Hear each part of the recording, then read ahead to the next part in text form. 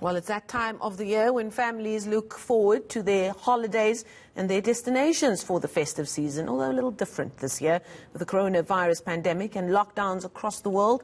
Options this year are limited, including here in South Africa, but local is, of course, lekker, and supporting South African businesses will go a long way in rebuilding the tourism sector that has been hit so hard this year. Masego Rahlaga visited one of South Africa's beautiful holiday destinations, and she filed this report.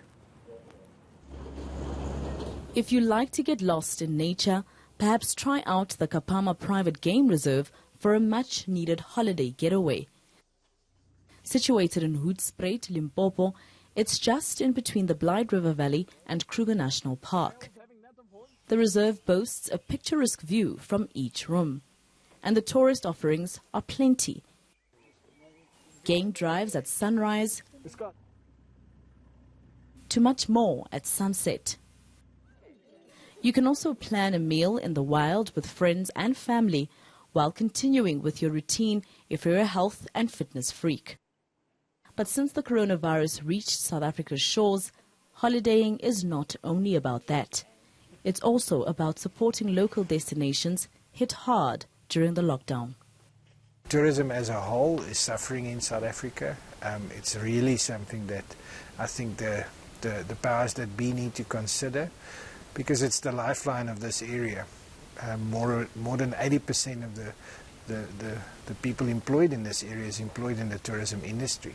And you can imagine without the US dollars and the euros coming in, that's put a huge strain on employment, first of all, and the spendable income of most people.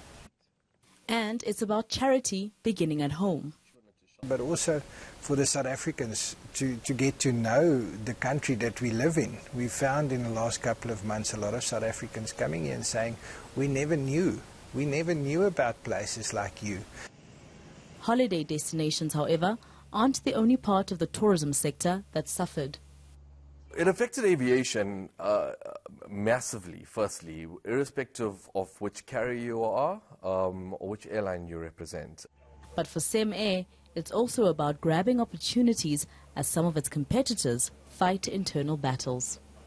The current aviation market has changed drastically in South Africa. There's the absence of BA Comair, who will definitely survive this and will come out stronger, I'm sure. We've got SAA in the